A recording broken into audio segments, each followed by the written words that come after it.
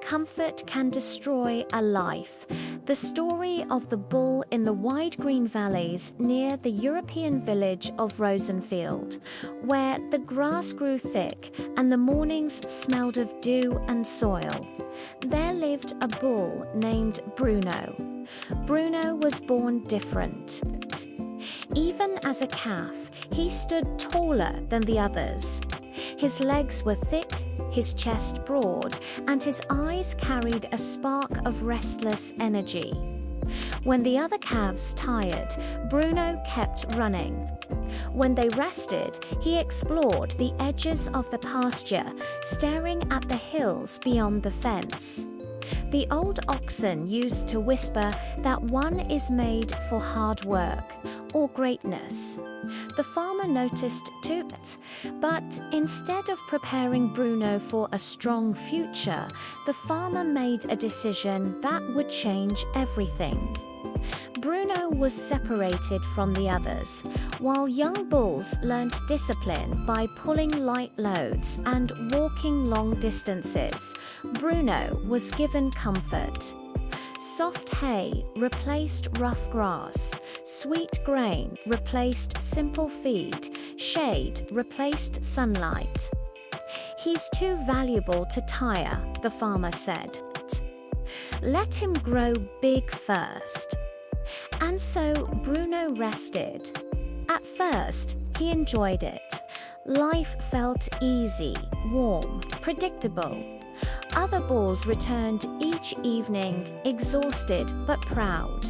Their muscles tightened. Their eyes stayed sharp. Bruno watched them from the shade. "Why do you work so hard?" he asked one day. The ox replied calmly, "Because strength is borrowed and must be paid back with effort." Bruno didn't understand it. Why struggle when life was comfortable? Seasons passed. Bruno grew larger, but something was wrong. His body expanded, yet his endurance shrank. His muscles looked strong, but they were soft. His breathing became heavier after short walks. Worst of all, his mind changed. The fire in his eyes dimmed. The curiosity faded. Movement began to feel unnecessary. Comfort had quietly trained him to avoid effort. He stopped dreaming of the hills. The farm changed over time. New farmers arrived. Markets shifted. The land demanded more productivity. The oxen who had worked for years grew wiser and tougher. Even in old age, they stood firm. Bruno believed he was safe. "I am big," he thought. "I am valuable. Nothing will ever be asked of me." Comfort had lied to him. One winter morning, unfamiliar trucks arrived. The animals sensed fear before they understood it. Birds fled the fields. Dogs barked nervously. The farmer and strangers walked among the animals, observing carefully. They tested endurance. They tested obedience. They tested strength. Bruno was confident. When it was his turn, he stepped forward proudly. But after only a short walk, his legs trembled.